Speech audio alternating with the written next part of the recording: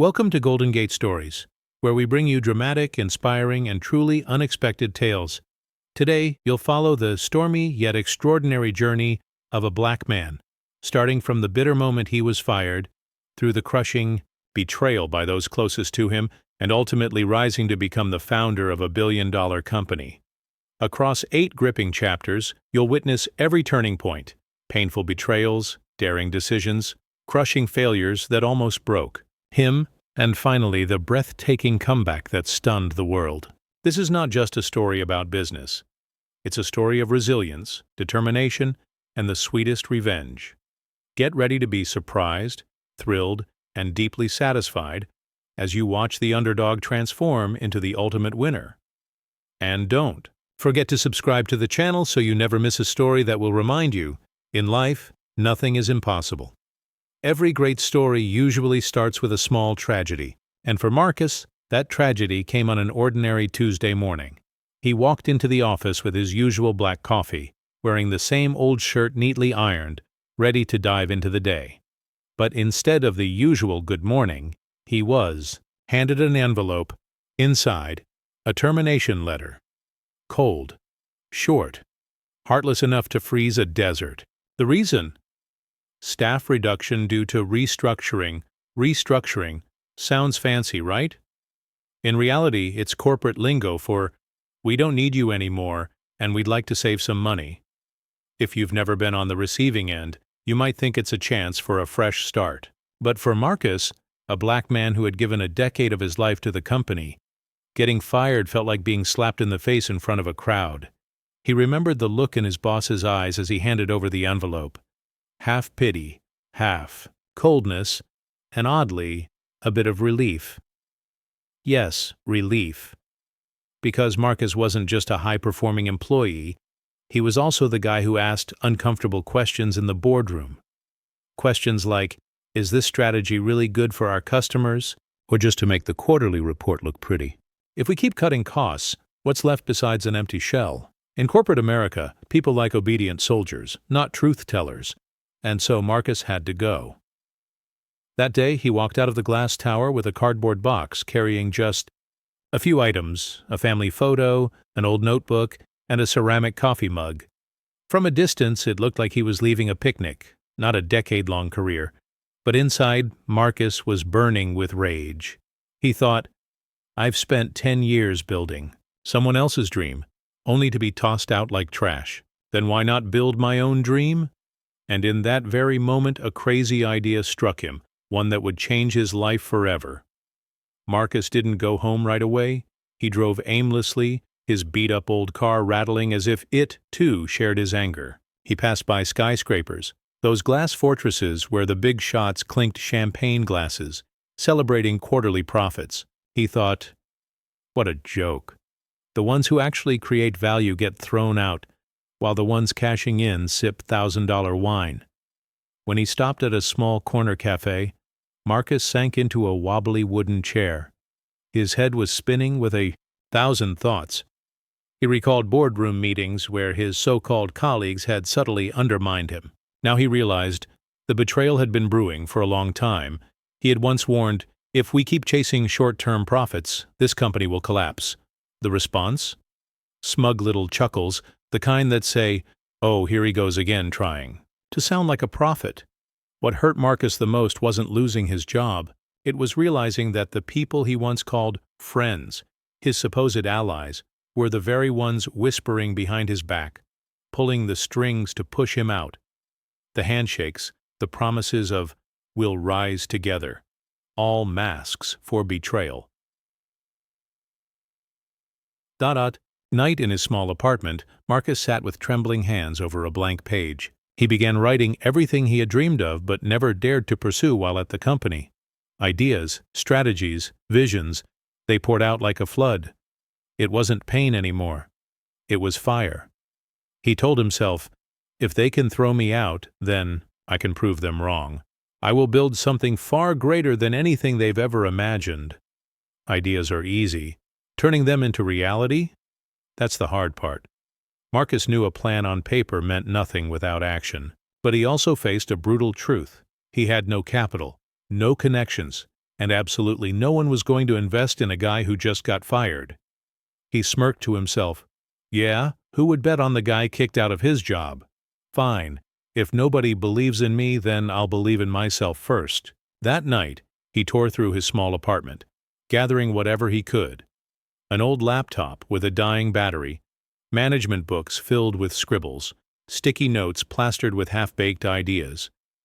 He decided to start with what he did best, asking questions. Marcus had learned one thing: every great company begins with the right question. Google asked, "Can we make information searchable faster?" Facebook asked, "Can people connect online the way they do in real life?" And Marcus asked himself, if customers are truly the center, then why do most companies only care about shareholders? It wasn't just a question, it was a challenge. He dove deep into research. Marcus pored over market reports, thick industry documents most people called boring to death. He broke them down for himself.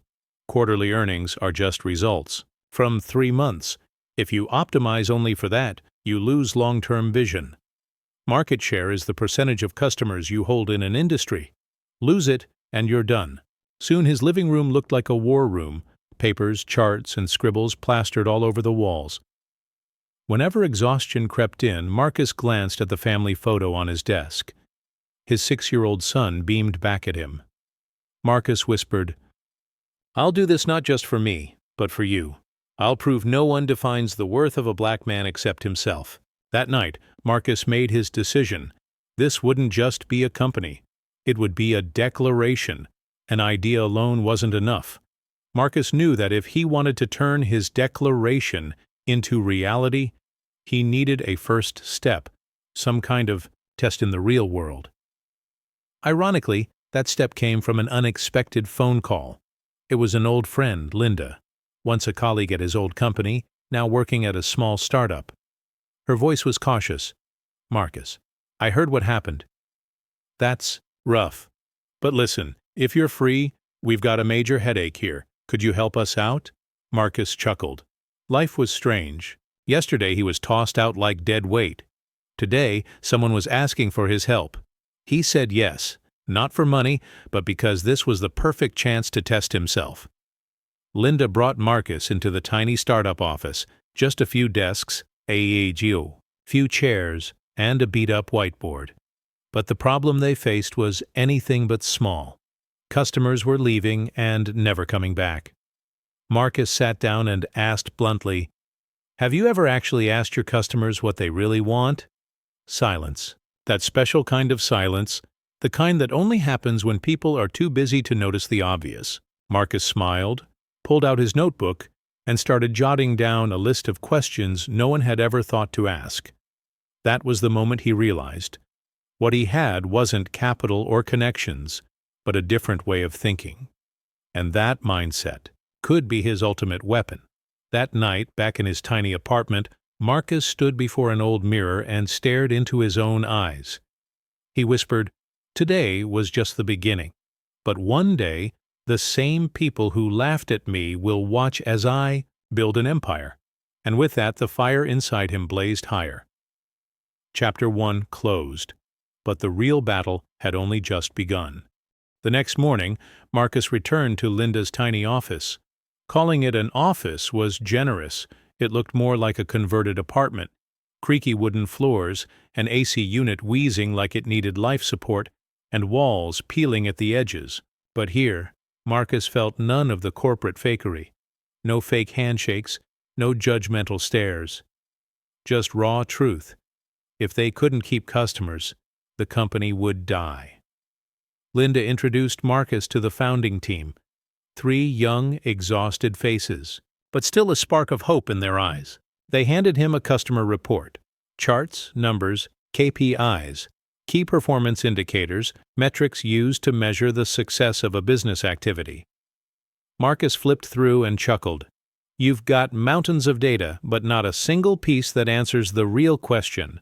Why are customers leaving?" One founder pushed back.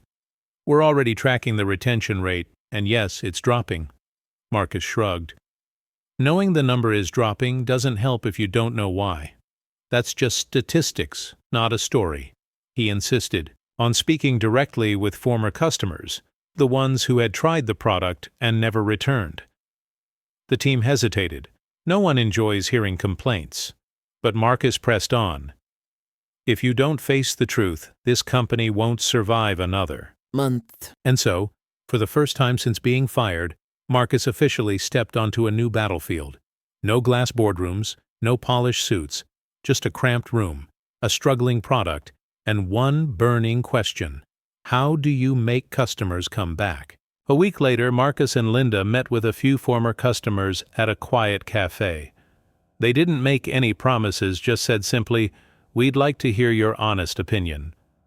The first customer was a middle-aged man in a loosened tie, looking like he had just survived a brutal day at work. He sipped his coffee and cut straight to the point. "Your product is too complicated. I don't have time to read an instruction manual the size of a novel just to use an app." Marcus nodded, jotting notes carefully. He knew this wasn't just one man's complaint, it was a sign of a bigger issue. User experience, how customers feel when interacting with a product. The second customer was a young woman working in marketing. She smirked. "Your ads were amazing, but the actual experience, not even close." I felt cheated. Linda flushed with embarrassment, but Marcus asked calmly, "Could you tell me exactly what felt different between the promise and the reality?" That one question unlocked a flood of detailed feedback. Cluttered interface, features that didn't work as promised, sluggish customer support. Marcus listened to every word. No excuses, no interruptions. He knew this was gold, raw gold that, if refined, could become a competitive edge. After the meeting, Linda sighed. "It hurts to hear all this criticism." Marcus smiled. "Hurt is better than dead. And trust me, this company will die if you keep running from the truth."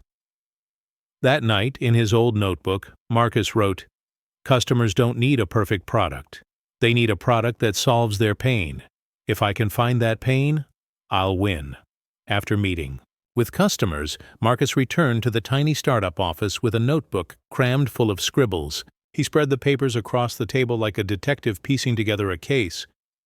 "These aren't just complaints," Marcus began firmly. "They're a treasure map. Customers have just told us exactly where to go. You just never listened." One founder frowned. "What do you mean? We spent a whole year building this complex feature. Are you saying we should throw it all away?"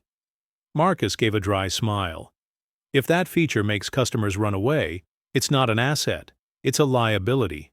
The air tightened. Another founder snapped, "You've been here a week and you think you know this company better than us?" Marcus stayed calm. "I don't know your company better than you, but I know your customers better than you. And customers are the ones who decide whether this company lives or dies." He grabbed a marker and wrote 3 bold words on the whiteboard. Simple, honest, fast. Then explained. Simple. The product must be so easy that even a 10-year-old can figure it out. Honest. Whatever you promise in ads must match the real experience. Fast. Customer support should respond within 24 hours, not a week later. Thakadrondi went silent. They knew he was right, but admitting it meant tearing down their pride and rebuilding everything from scratch. Finally, Linda broke the silence. "Marcus is right. If we don't change, we won't have a company left." That night, Marcus sat alone in the darkened office, staring at the words on the whiteboard. He knew this was just the beginning of a far bigger battle, not only against the market but against human ego and stubbornness. A week later, the founders reluctantly agreed to try Marcus's plan. Simplify the product, make ads more honest, and set up a small team to respond to customers within 24 hours. At first, they treated it like a short-term experiment, with a shrug that said, "Let's humor him for a bit, then things will go back to normal." But to everyone's surprise, customer reactions shifted almost instantly. Within just 2 days, the support inbox flooded with thank you emails. One former customer wrote bluntly, "I can't believe you actually responded so fast this time. Maybe I'll give you another chance." The founders sat in stunned silence. The retention rate, The metric that had been plummeting for months suddenly ticked upward for the first time. Linda couldn't hide her smile. "Marcus, I think you've struck a nerve." But before the joy could last, trouble arrived. A major competitor, the one that had always dismissed this startup, launched a flashy ad campaign aimed squarely at their old weaknesses, with a smug slogan, "We don't need to change, because we've always been perfect." Clearly, someone had caught wind of their pivot and wanted to crush it before it gained traction. Marcus spotted the poster on the street and laughed. "Perfect, huh? Nothing's more dangerous than a company that thinks it's perfect. This is our chance." The fire in his eyes burned brighter. He knew the real battle, one not just for customers, but against giants, had finally begun. The competitor's ad campaign spread everywhere. Billboards, online news, even inside apps customers downloaded.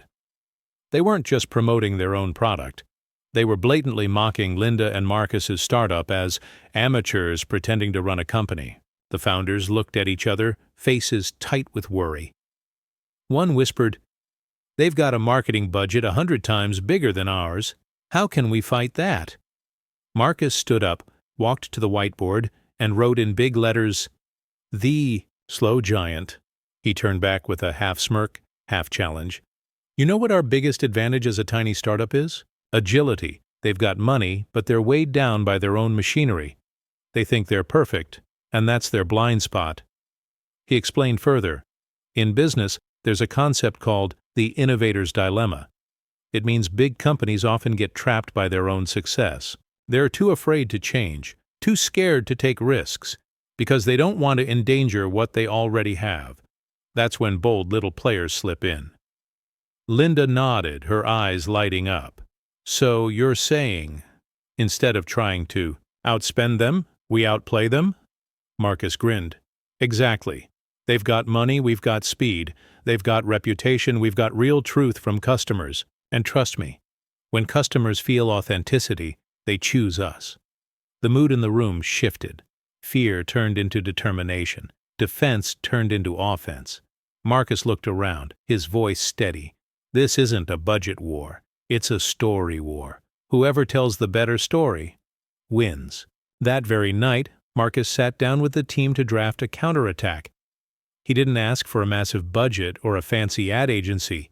Instead, he pitched something that sounded almost naive, but was razor-sharp in strategy. "Tell the real stories of customers. People are sick of ads," Marcus said firmly. "What they want is real experiences from people like them. If we make customers the heroes, the story will spread on its own." The team looked doubtful.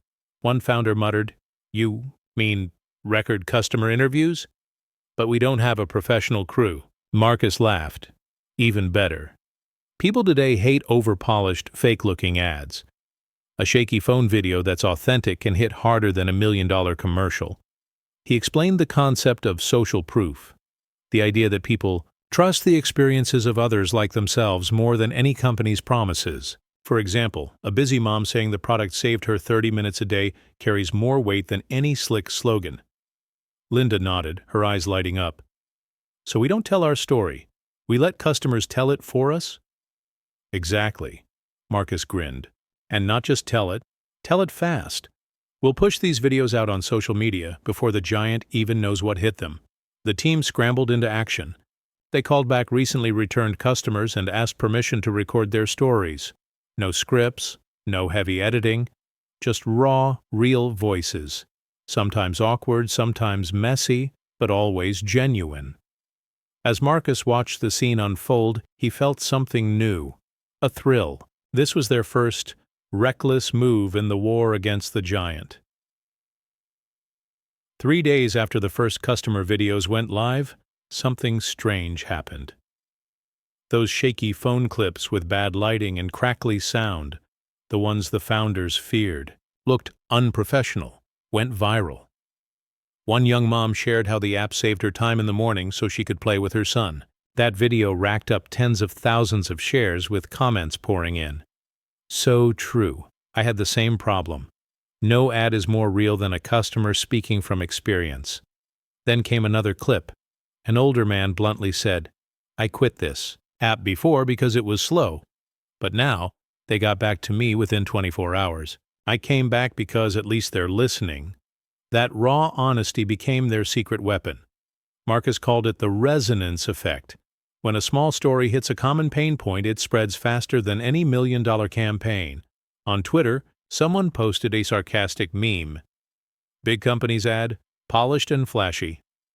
Startups add, shaky phone video, but real. I'll take real. The internet laughed, and soon the startup's hashtag was trending. In the tiny office, the team stared in disbelief as app downloads spiked. Linda gasped, "Oh my God, we're actually competing with them." Marcus smirked, "No, Linda, we're not just competing. We're hitting them right where they're weakest, their arrogance." He knew this was just the beginning of a much bigger wave. And once that wave rose, it could drown even the so-called untouchable giants. As Marcus's customer storytelling campaign exploded, the giant competitor couldn't sit still. In their glass towers, marketing executives fumed. Amateurs, daring to challenge us? We need to crush this wave now. Their counterattack came, not with shiny ads, but with dirty tricks. First, anonymous accounts flooded social media, commenting under the videos. How do we know these customers are real? Cheap PR stunt, nothing more. Then shady articles popped up in the press, suggesting the little startup might be exaggerating success stories to mislead investors. Linda trembled with anger. God, they're playing so dirty. How do we fight fake news like this? Marcus was calmer, though inside he was boiling. If they have to play dirty, it means they're truly worried. But fake news is dangerous. It plants seeds of doubt. Once customers doubt, we lose our edge. He walked to the whiteboard and wrote in big letters, "Trust." This is the next battlefield. Not just keeping customers, but keeping their trust. And there's only one way to protect trust: absolute transparency. He proposed revealing everything. The number of returning customers, average response times, even current shortcomings. If we tell the truth ourselves, no one can weaponize it against us. The room was silent for a moment. Then Linda smiled, her eyes blazing with resolve. "Fine. Then we'll hit them with the one thing they'll never dare to use: honesty." Marcus looked around, knowing the fight had just escalated to a whole new level. This was no longer about ads or market share. It was a war between arrogance and trust. And he thought to himself, they've just invited me onto a bigger battlefield. The next chapter won't just be drama, it'll be all-out war. The next morning, while the competitor kept pumping fake stories into the press and social media, Marcus called the team together. No flashy PowerPoints, no polished slides, just a plain Excel sheet. "This is the truth," he said. Returning customer numbers, 24-hour response rates, and even the technical bugs we haven't fixed yet. The founders gasped. One blurted out, "Marcus, are you crazy? You want to expose our weaknesses? That's suicide." Marcus stayed calm. "No, hiding is suicide. If customers learn the truth from rumors, their trust is gone forever. But if we tell them ourselves, we turn weakness into a promise. We see the problem and we're fixing it." Linda stared at the data sheet, then slowly nodded. "He's right. Let's give them the truth. All of it." That afternoon, the tiny startup went live. No stage, no fancy lights, just Linda, Marcus, and an old laptop. Linda opened, "We are not a perfect company. These are the real numbers, the good and the bad. But at least we are honest with our customers." Marcus stepped in, presenting each figure plainly. "We once made customers wait up to 7 days for a response. Now it's 22 hours. Still not good. Enough, but improving. Our customer return rate used to be under 5%. Today, it's 18%. Still far, but it's a start." Social media erupted. Some mocked, "What kind of idiots expose their flaws?" But many others applauded. Finally, a company brave enough to admit mistakes. "I'll trust honesty over fake perfection any day." Marcus sat in front of the screen, reading the comments. lips curling into a smirk. He knew the competitor had just been cornered. Because in a world full of lies, honesty could be the deadliest weapon of all. The livestream by Marcus and Linda quickly became the talk of the town. Within 24 hours, thousands of shares and tens of thousands of comments flooded social media. But soon the public split into two clear camps. One praised the transparency. Finally, a company brave enough to face the truth. They're not perfect, but at least they're not lying. The other mocked them. Naive? Customers don't want to hear weak numbers. Any company that exposes its flaws is doomed. The giant competitor, of course, seized the moment. The next day, they splashed a full-page ad in the country's top financial paper with a smug headline, "Customers don't need confessions, they need perfection." In the small startup office, the team looked worried. One muttered, "They're turning us into a public joke." Marcus only raised an eyebrow and replied calmly, "No, they just made a fatal mistake. They called themselves perfect." He explained, "In consumer psychology, there's something called the pratfall effect. It says when a brand admits flaws, customers find them more trustworthy. But when a brand boasts perfection, people see arrogance and suspect lies." Linda chuckled, "So the more we reveal our flaws, the more customers trust us?" "Exactly," Marcus nodded. "And the more our competitor brags about perfection, the more customers will doubt them." Scanning the fresh comments online, Marcus saw proof. Perfect? Nothing is more suspicious than a company that calls itself perfect. A wave of mockery against the giant was rising fast. And Marcus thought, the rules just changed. Trust doesn't belong to the powerful anymore. It belongs to the honest. The spread of the transparency effect rattled the giant competitor. Their flashy perfection ads kept getting roasted online, turned into memes, shared everywhere. In an emergency meeting, the rival CEO slammed the table and growled, "If we don't crush him, the whole industry will think some nobody can take us down. I want Marcus targeted directly." The following week, a wave of so-called investigative articles appeared. They dug into Marcus's past, fired for clashing with management, lacks leadership experience, just a failed man trying to play hero. Linda was furious. As she read them, "They're smearing you! They're making you look worthless in the public eye!" Marcus stayed silent. Inside, it hurt. Not because of the lies, but because of the half-truths. Yes, he had been fired. Yes, he had clashed with his old boss. But they conveniently left out the most important part. He was fired because he asked the hard questions, because he refused to bow to short-term greed. He gave a dry chuckle. "Interesting. If they're attacking me personally, it means they've run out of ways to attack the company." Linda looked at him, worried. But what if customers believe those articles? Marcus turned to the whiteboard and wrote, "Tell my own story. If they smear me with half-truths, then I'll tell the whole truth, not just as a CEO, but as a human being, with failures and stumbles included." He knew this was a dangerous gamble, but he also knew one thing. In an age where people doubt every ad, the story of a real person could be more powerful than any million-dollar campaign. A week later, Marcus appeared in a special video. Not a data live stream this time, but a raw, honest talk. He sat in a small room with nothing behind him but a bookshelf and an old laptop. No script, no effects, just Marcus, real and unfiltered.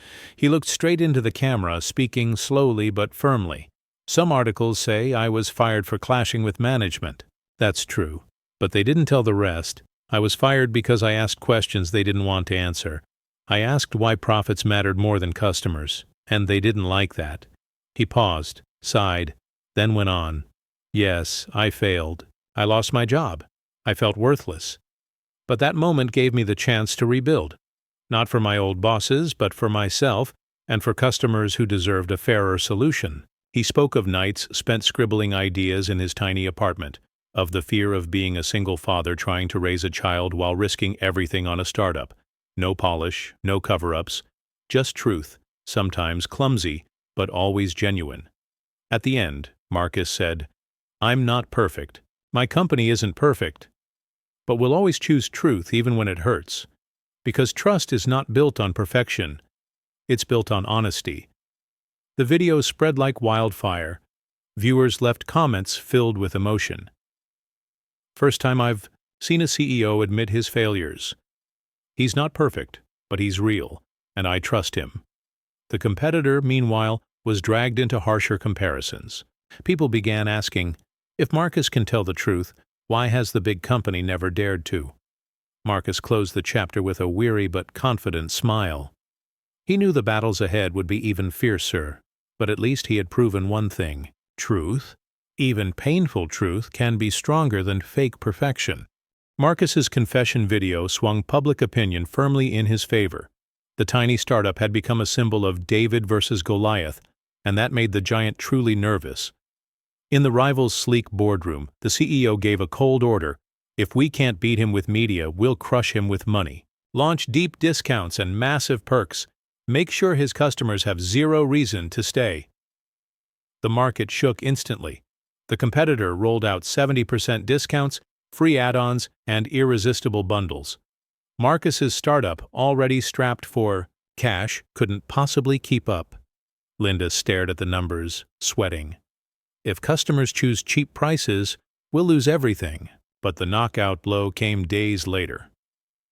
Marcus received a thick envelope, a legal warning. The rival accused his startup of idea infringement and unfair competition. Linda slammed the letter on the table. They're trying to bury us with lawsuits. Marcus picked it up, read line by line, then gave a bitter laugh. Classic. When they can't win trust, they fall back on what they know best: money and power. He looked around at the team, eyes firm. Listen, this isn't just a financial challenge. This is the test, whether we have the guts to survive in the Giants' game. The office fell silent. Everyone knew a new chapter had begun. Harsher, riskier, but also the stage where Marcus would prove he wasn't just a storyteller, but a true leader. Inside the tiny office, the tension was so thick you could hear the ticking of the wall clock. The startup's bank account was bleeding daily, unable to match the rival's insane price war. And now, a lawsuit loomed overhead. Linda tore at her hair. We need a big investment now, otherwise we're bankrupt in weeks. But Marcus shook his head. No investor will touch a company under lawsuit and price pressure. They'll all run. He stood pacing slowly, his eyes sharp as a blade. Then he dropped a bomb. Then we'll ask our customers to invest. A founder shot up. Are you insane? Who would put money into a tiny startup like ours? Marcus smiled. Customers don't just buy products. If they truly believe, they'll buy into the dream. It's called crowdfunding, raising funds from the crowd. Instead of a few big investors, we invite thousands to contribute small amounts. They won't just be customers. They'll be shareholders, partners. He explained, the rival has money, but they don't have customers' hearts. If we turn our customers into co-owners, they'll fight with us. And once the community is on our side, no lawyer or CEO can kill us. Linda was silent for a moment. Then her eyes lit up. Marcus, this is crazy, but it might be our only shot. That very night, they launched a crowdfunding campaign. The intro video wasn't flashy, just Marcus speaking steadily. We're not looking for big investors. We're looking for trust from you. If you believe truth and customers deserve to come first, then join us in building this company. Bold move had been made, and Marcus knew. It would either save the company or end everything at once. The crowdfunding campaign went live. At first, the team only hoped to raise a few tens of thousands, just enough to survive a couple more months. But what happened blew past every expectation. Within the first 24 hours, hundreds of customers, old and new, chipped in. A young mom donated $50 with a note.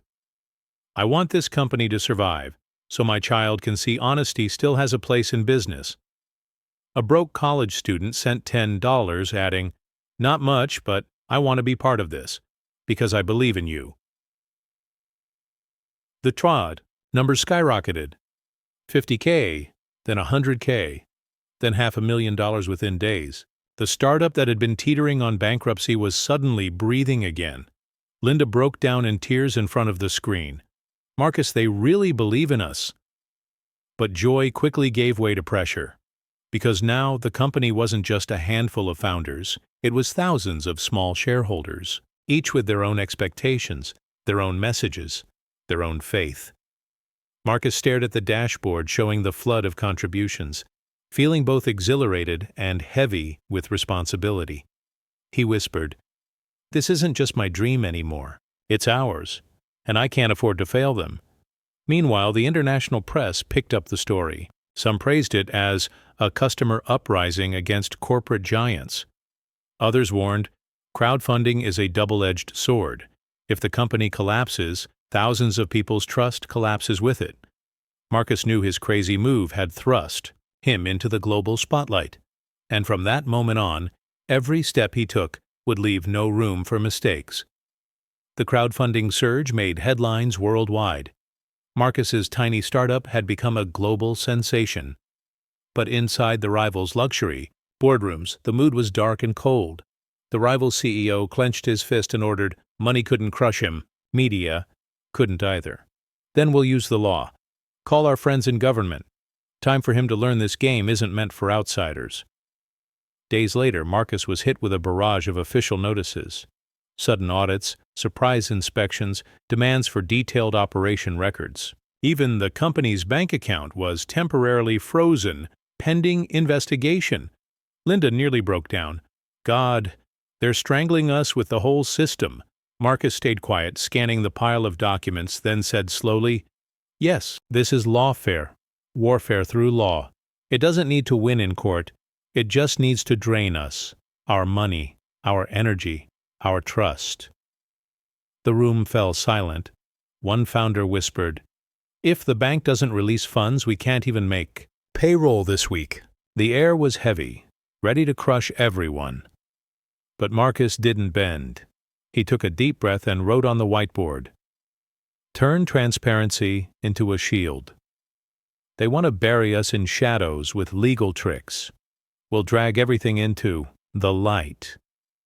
Publicize the audits. Publicize our finances. Show customers that if we're being strangled, it's not because we're guilty.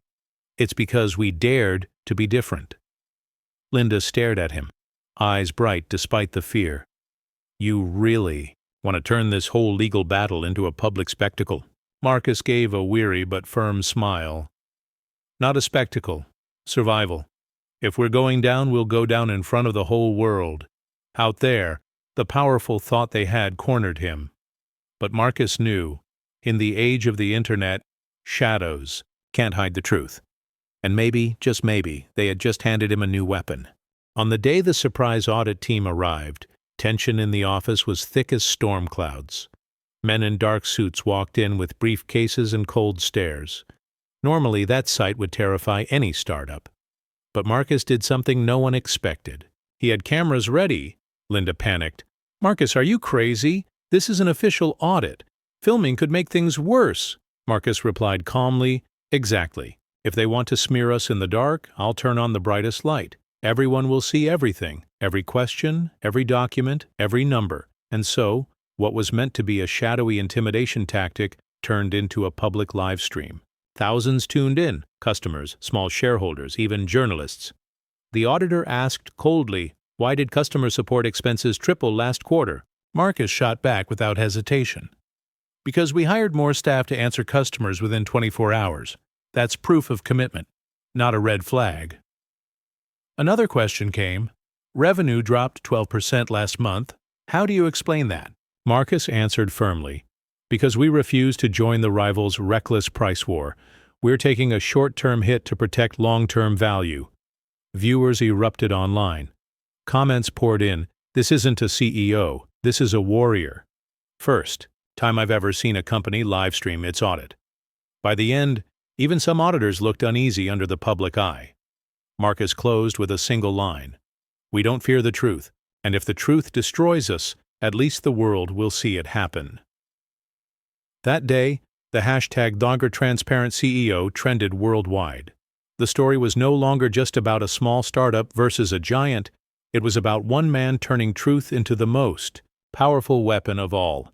The live-streamed audit became a global spectacle. Within 48 hours, it racked up over 10 million views, hundreds of thousands of comments, and headlines across the Americas and Europe. A UK paper declared, "Black CEO turns audit into a stage for justice." An American magazine wrote, "This may be the moment that shifts business culture, where transparency is no longer optional, but a weapon." Customers flooded back to the app. Downloads tripled in just 1 week. But it wasn't just customers. Investors took notice, too. Venture funds that once rejected Marcus now sent emails. "We'd like to discuss a strategic investment." Linda was both thrilled and worried. "Marcus, this is a golden opportunity. But if we take their money, will they pressure us to abandon transparency?" Marcus stayed quiet, thoughtful. He knew big capital could save the company, or shackle it. Meanwhile, political waves rose. Some lawmakers publicly stated, "We cannot allow big corporations to use law to crush small innovators." But critics struck back. "This is nothing but a cheap PR stunt. The government shouldn't get involved."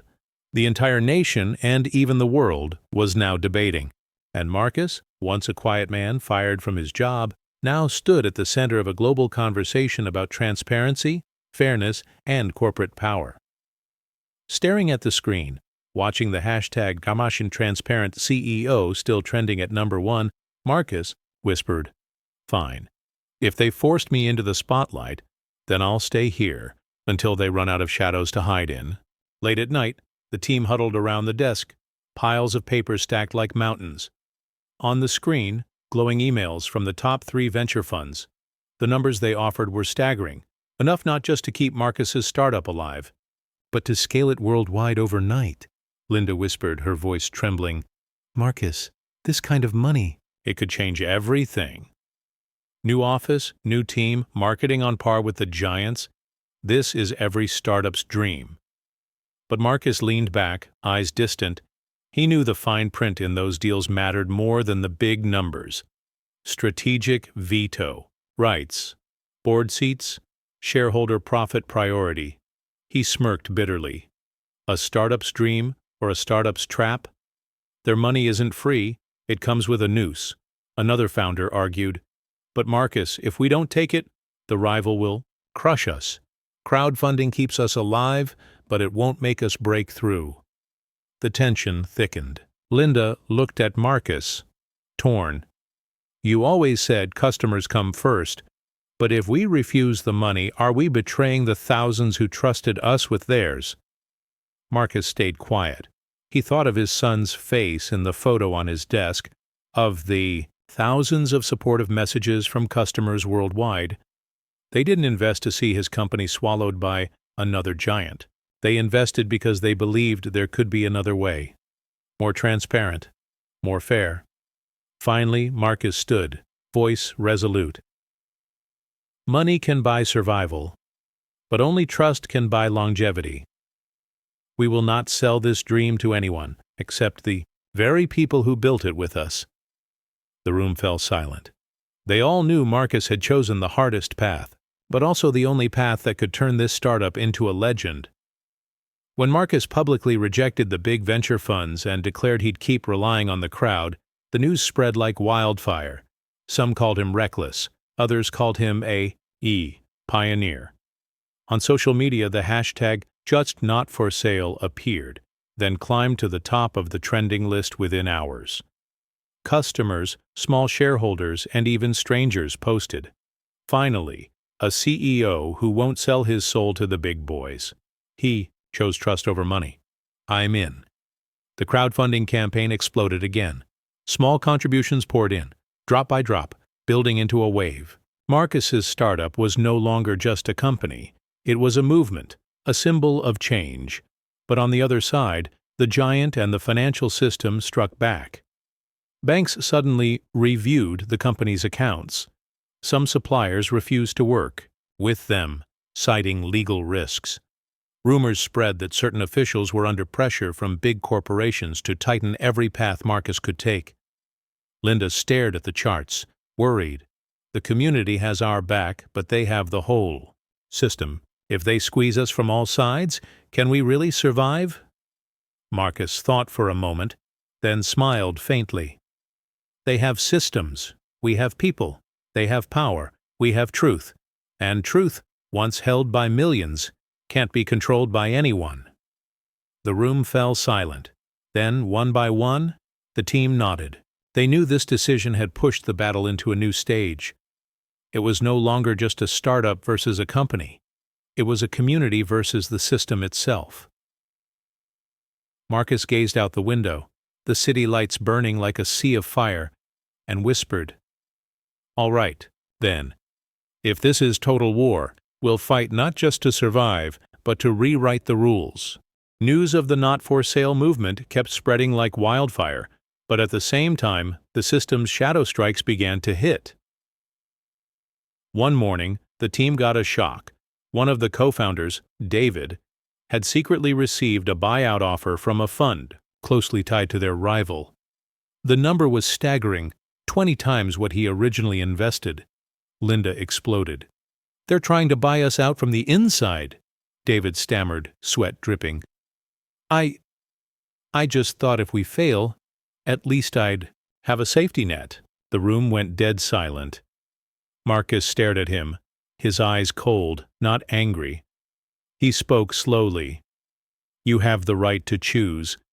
But remember, this is no longer just a company. It's thousands of people who put their trust in us. If you sell, you're not just selling shares, you're selling their dream." David bowed his head, trembling. Finally, he tore the offer letter to shreds in front of everyone. But the team knew. This was just the beginning. The system would keep planting seeds of betrayal. Then came a surprise. An email from someone unexpected, a former senior executive of the rival, the very giant they were fighting. She had quit out of frustration. In her email, she wrote, "I've seen too many dirty tricks. Now I want to stand with you. I have inside information you'll need." Linda nearly screamed, "Marcus! This could be a trap!" Marcus thought hard. He knew every alliance had its price, but if this was truly an insider turning against the giant, it could be the strategic weapon they needed.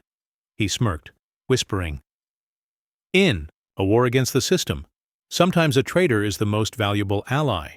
The meeting took place in a small cafe on the outskirts of town, a place no one would expect. The woman appeared unassuming. Long coat, glasses. But her eyes were sharp enough to cut through walls. "My name is Eleanor," she said simply. 10 years on their leadership board taught me one thing: never trust a company that calls itself perfect." Marcus stayed silent, letting her continue. Eleanor pulled a thick folder from her bag. Inside, secret contracts, internal emails, confidential meeting notes. She pointed to a section. "They don't just want to destroy your company.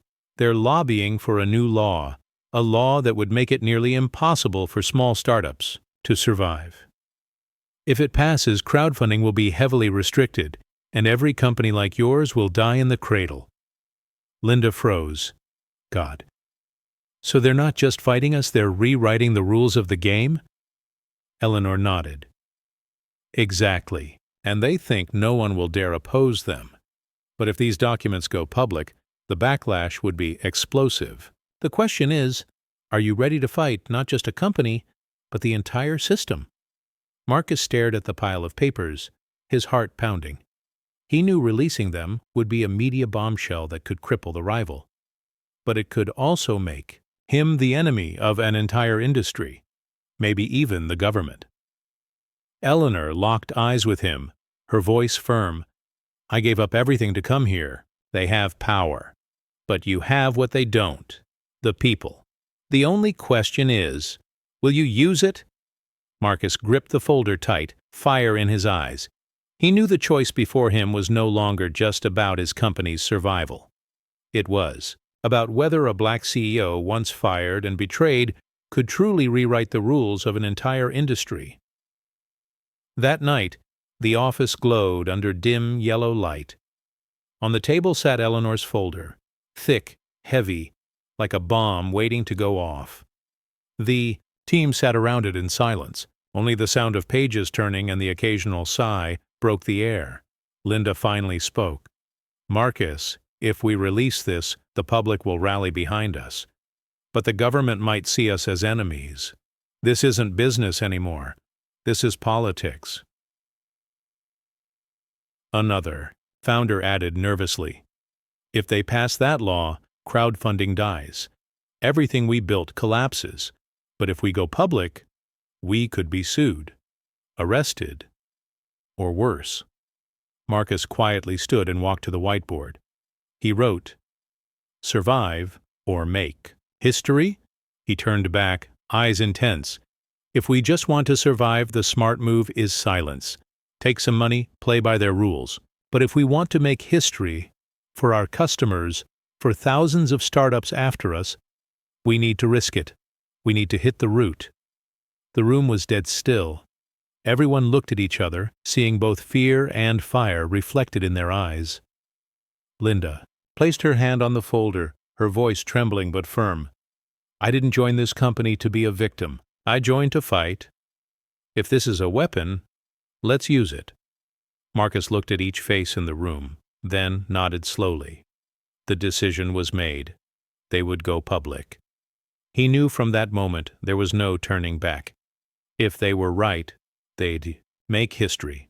If wrong, they could lose everything: their careers, their freedom, maybe even their lives.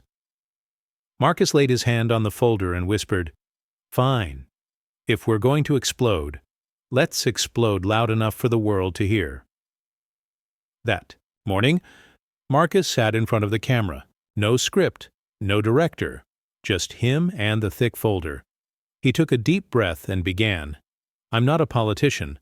I'm not a hero. I'm just a black CEO who once got fired. But today I can't stay silent. Here's what you need to know." And he opened the folder. Page after page of internal emails, shady contracts, secret meeting notes, all displayed live on screen. Millions were watching in real time. Marcus broke it down simply. They don't just want to crush our company. They're pushing a law designed to kill every small startup before it can grow. If this law passes, there will be no fairness, no innovation, no hope for people like us and like you. The internet exploded. New hashtags emerged. Stop the law, fair play, alongside transparent CEO. Global headlines screamed, Black CEO challenges the system. Political bombshell from a tiny startup. Customers, students, young entrepreneurs, even some lawmakers voiced support. Outrage spread across social media and into the streets. Small protests erupted with banners reading, "We won't sell our dreams to corporations." But backlash hit just as hard. A government spokesperson announced, "The public release of confidential documents may violate economic security laws. We will investigate." The rival's stock plummeted, but they countered with a PR blitz. "Marcus is dangerous. He threatens market stability." Linda looked at Marcus, her face tense. "You've set the world on fire. But now, they're coming to crush us." Marcus gave a weary, defiant smile. "If the truth scares them this much, it means we're on the right path. This isn't just one company's fight. This is an entire generation's." The live stream ended, but its echo spread worldwide, like war drums signaling a storm the world had never seen. The real storm had arrived. After the bombshell live stream, the government launched a full-scale investigation. Every day the media carried Marcus's name. Some called him the hero of transparency. Others branded him the rebel CEO who disrupts order. The rival unleashed a relentless counterattack. Armies of lawyers dragging him into court. PR campaigns painting him as a populist fraud. Even rumors that he was backed by foreign powers to destabilize the market. In the small office, Linda trembled as she read the headlines, gripping the paper tight. "They're turning us into enemies of the nation." Marcus sat quietly, eyes fixed on the screen showing numbers. App downloads, crowdfunding totals, hashtag shares. All climbing. Higher. He sighed, then smiled faintly. "No, Linda. We're not enemies of the nation. We're its mirror, and they're terrified of what the mirror shows. Outside, thousands poured into the streets carrying banners. We choose transparency. Don't kill our future. The protests spread from small towns to the capital. On social media, videos of ordinary people explaining why they stood with Marcus went viral. One college student said in a clip, "I don't know much about business, but I know if this law passes, people like me will never get a chance to start something. That's why I stand with him." Meanwhile, in government halls, lawmakers clashed. One faction pushed to silence Marcus to protect big industry. The other, pressured by the public wave, swore to block the deadly bill. Marcus watched it all, realizing the fight was no longer his alone. It had grown beyond one startup. It was now a clash of two worlds: the old world, built on power and control, and the new world, built on trust and transparency. He clenched his fist and whispered, "Fine. If this is the end game, let's make it an end the whole world will remember." On the day of trial, the courthouse overflowed. Outside, thousands gathered, holding banners, "Stand with truth." Transparency is not a crime. Inside, the air was heavy, every eye fixed on one man, Marcus. He sat at the defendant's table, plain suit, no star attorneys, just his small team and Linda. Across from him sat the rival's army of lawyers, sharp suits and briefcases, stacked like an entire library. The rival's lead attorney opened with a booming voice. "Marcus Johnson is no hero. He is reckless, guilty of violating economic security laws, leaking confidential documents, and destabilizing the market." The courtroom buzzed. Marcus rose, calm and steady. "I didn't release those documents to destroy. I released them because the people have a right to know. If laws are written to kill dreams, then it is our duty to tear those laws into the light." Applause broke from the gallery, forcing the judge to pound the gavel. The trial dragged on tense and fierce. The rival's lawyers hurled accusation after accusation: breach of confidentiality, unfair competition, social unrest. Marcus answered, each one without flinching. He even admitted his failures. "Yes, I was fired. Yes, I failed. But those failures taught me one truth. A company survives only when it puts people before power." Outside, millions watched the live stream. Social media flooded with comments. "This isn't a trial about business. It's a trial for an entire generation. If Marcus loses, we all lose." By day's end, the judge adjourned for further hearings. But Marcus knew the real verdict wasn't just in the judge's hands. It was being written outside by millions who were watching and believing. On the second day of trial, the atmosphere was even heavier. Media swarmed the courthouse, broadcasting to tens of millions. The rivals' camp was certain today would be their knockout blow. Their lead attorney rose confidently, "We will prove Marcus Johnson distorted the truth." The documents he released were doctored and unreliable. The courtroom buzzed. Eyes turned toward Marcus. He remained silent, gaze fixed on the door. And just then, it opened. A woman stepped in, hair streaked with gray, eyes unwavering. Linda whispered, "Eleanor." The courtroom erupted in murmurs. It was the former senior executive of the rival, the one who had sent Marcus the documents. She took the witness stand, her voice trembling but firm.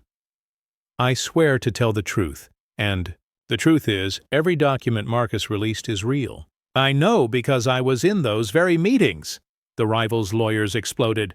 "Objection! This witness has a personal grudge. She left the company bitter and resentful." Eleanor turned, fire in her eyes. "Yes, I left bitter because I couldn't stand watching them manipulate the entire system. If speaking truth out of bitterness is a crime, then I gladly accept it." The courtroom buzzed louder. Online, millions watching cheered. "She's living proof. The rival can't deny it now." Marcus looked at Eleanor and nodded in gratitude. He knew this moment had shifted the tide. From a CEO accused, he was now a man with an insider witness proving he hadn't just told the truth. He had revealed what the whole world needed to know. The trial was no longer just about Marcus, it had become a trial of the system itself. On the final day of trial, the whole world held its breath. Online, millions watched the live stream as hashtags blazed. TRA's transparent CEO, not for sale, stand with Marcus. The judge entered, striking the gavel. The courtroom went silent. After reviewing all evidence and testimony, his voice firm, deliberate, "This court finds Marcus Johnson not guilty. The documents he released are authentic and in the public's interest." The courtroom erupted in cheers. Outside, the crowd roared like thunder. Linda hugged Marcus, tears streaming down her cheeks. He only nodded, eyes glistening but dry, as if knowing this moment belonged to everyone, not just himself. But the ruling went further. The judge added, "Furthermore, we urge Congress to reconsider the proposed bill, as it poses serious risks to fairness and innovation in the economy." This was not just a personal victory, it was a precedent. Global headlines blared, "Black CEO challenges the system and wins," a verdict that could redefine the future of startups. In a short speech outside the courthouse, Marcus looked straight into the cameras. "I was fired. I was betrayed. I was called a failure. But today, we proved that truth, trust, and community can defeat even the giants. This is not my victory. This is ours." The crowd exploded. People who once donated $10, $50 in the crowdfunding campaign wept, laughed, embraced. They hadn't just saved a startup, they had created a movement. Marcus stepped out into the sea of voices chanting his name. In that moment, he knew, from a man fired and forgotten, he had become a symbol. A black CEO who rewrote the rules, not just for himself, but for an entire generation.